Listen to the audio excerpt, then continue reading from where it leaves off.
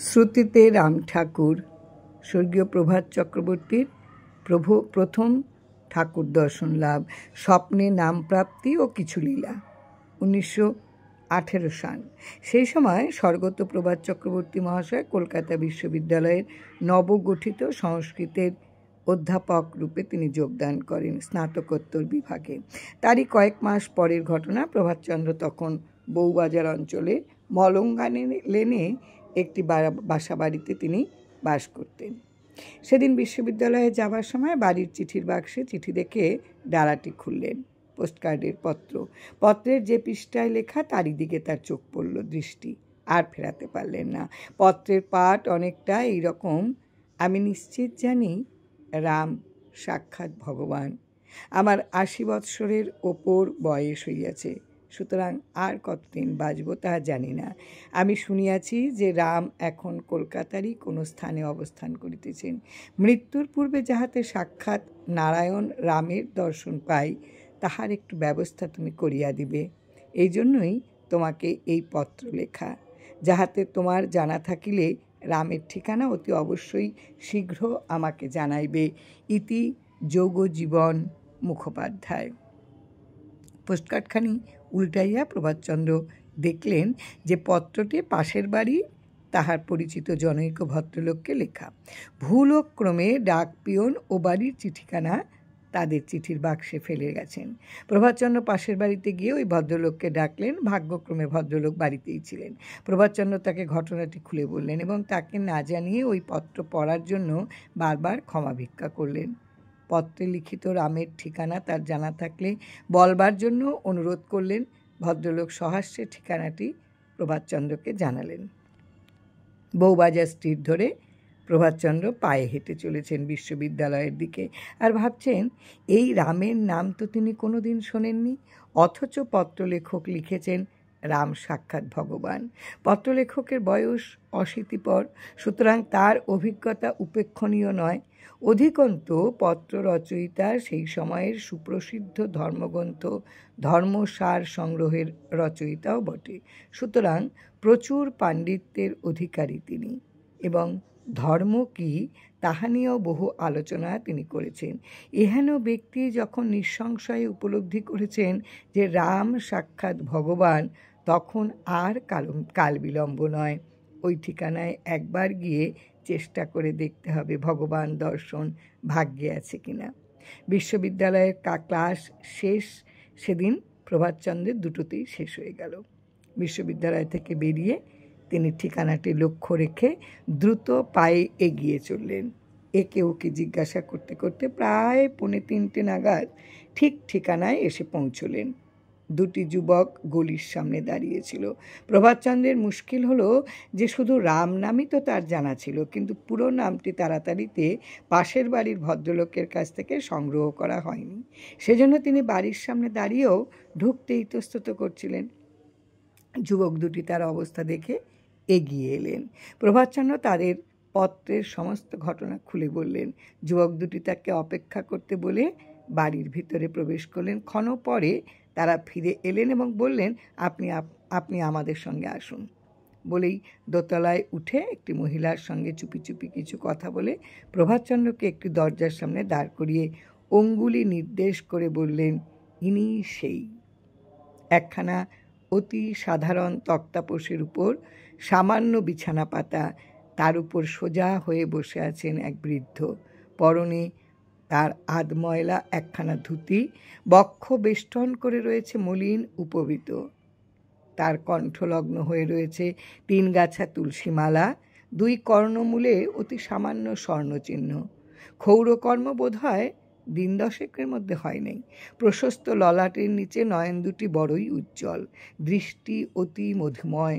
আজানুলম্বিত বাহু প্রসারিত করে তিনি বললেন, আসেন আসেন, বসেন। প্রভাতচন্দ্র ঘরের অভ্যন্তরে প্রবেশ করলেন। তার চেয়ে অনেক বয়োজ্যেষ্ঠ ছিলেন বৃদ্ধটি, সুতরাং প্রণাম করতে তো কোনো আপত্তি নেই। প্রভাতচন্দ্র প্রণামের ইচ্ছা প্রকাশ করতে চারু চরণ দুখানি তিনি প্রসারিত করে দিলেন। প্রণাম সেরে প্রভাতচন্দ্র মেঝেতে বসলেন। বাধা দিয়ে তিনি বললেন যে এই বিছানায় স্থান আছে, তিনি এখানে এসে বসুন। উত্তরে প্রভাতচন্দ্র জানালেন যে গ্রীষ্মের মধ্যাহ্নে সিমেন্টের শীতল মেঝেতে বসা অনেক সুখকর। বলেই প্রভাতচন্দ্র তার গলাবন্ধ কোটটি খুললেন। ফতুয়াটাও খুলে ফেলেন, ওটা তো ভিজা, বললেন বৃদ্ধটি। প্রভাতচন্দ্র তখন 28 বছর বয়সের যুবক। সম্পূর্ণ অপরিচিতের গৃহে ঊর্ধ্বাঙ্গ সম্পূর্ণ উন্মুক্ত রাখতে তার দ্বিধা ছিল। ঠাকুর মহাশয় খাট থেকে নিচে নামলেন, বাধ্য করলেন প্রভাতচন্দ্রকে ফতুয়া খুলে রাখতে। পাশের ঘর থেকে একটি হাত পাকা হাতে করে ফিরে এলেন। ফিরে এসে গ্রীষ্মে কাতর প্রভাতচন্দ্রকে বাতাস করতে লাগলেন।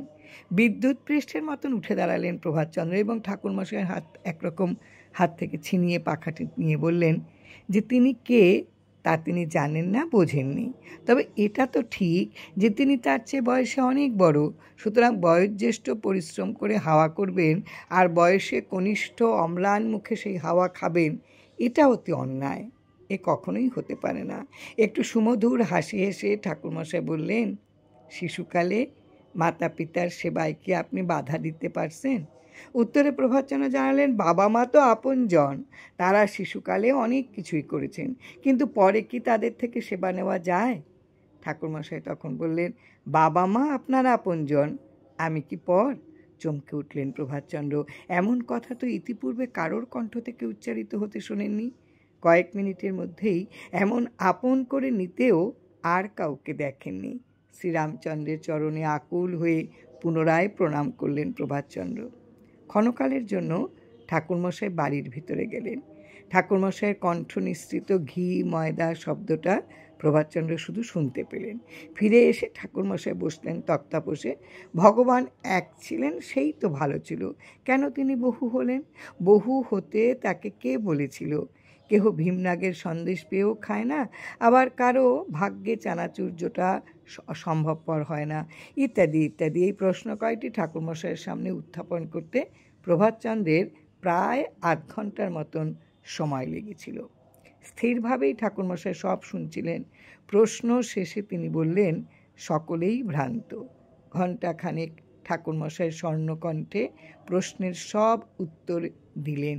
দুর্ভাগ্যক্রমে সকলেই ভ্রান্ত ছাড়া আর কোনো উত্তরের কথা প্রভাতচন্দ্র চক্রবর্তীর আর মনে নেই। মন্ত্রমুগ্ধের মতন প্রভাতচন্দ্র ঠাকুরমশাইয়ের কথা শুনছিলেন। তার আলোচনা যখন শেষ হলো তখন প্রভাতচন্দ্র তৃপ্ত চিত্তে ঠাকুরমশাইয়ের চরণ দুখানি জড়িয়ে ধরলেন। এই সময় এক মহিলার সামনে এসে বড় একটা ডিশে গরম কুচো নিমকি ও এক কাপ চা প্রভাতচন্দ্রের সামনে রাখলেন। ঠাকুরমশাই বললেন, আপনি খান।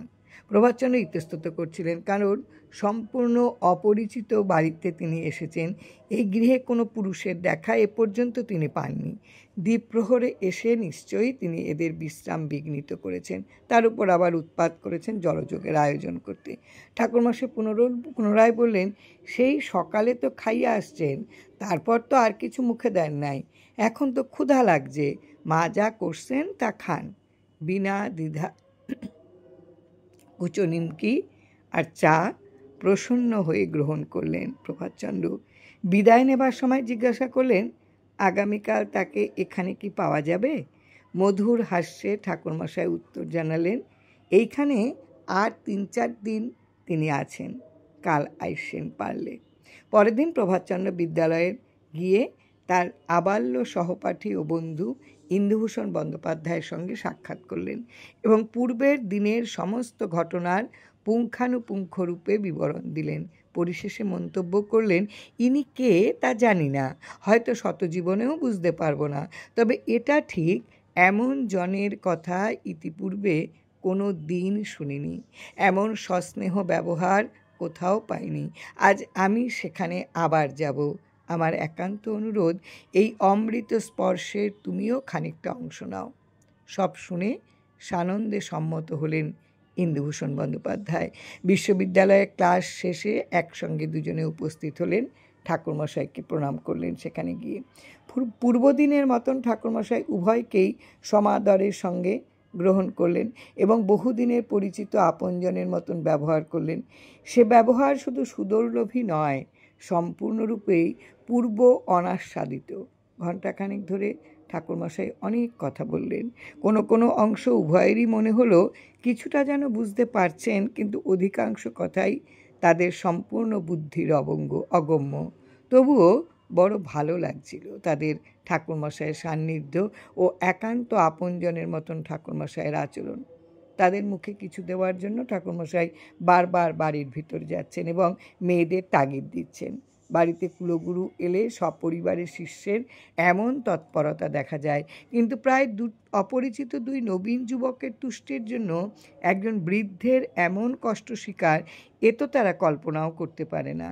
ঠাকুরমশাইকে প্রতিনিবৃত্ত করার জন্য উভয়ে অনেক প্রয়াস পেয়েছিলেন, কিন্তু তাদের কথায় তিনি কর্ণপাতও করলেন না। তাদের কিছু খাইয়ে তবে তিনি স্বস্তি বোধ করলেন এবং সেদিনের মতো দুজনকে বিদায় দিয়ে দিলেন। সন্ধ্যা তখন অতিক্রান্ত। পথে নামলেন দুই বন্ধু। নির্বাক হয়েই উভয়ে পথ চলছিলেন। খানিকক্ষণ বাদে পথ চলতে চলতে উভয়েই নিজের মতামত ব্যক্ত করলেন। ঠাকুরমশাইয়ের সব কথায় দুজনেই সেদিন একমত হতে পেরেছিলেন তা নয়, তবে গৃহে ফিরবার সময় উভয়েই একমত হলেন যে ভাগ্য যদি বিরূপ না হয় তাহলে ঠাকুরমশাইয়ের সংস্পর্শে পুনর্বার তারা আসার চেষ্টা করবেন। জয় রাম, জয় রাম।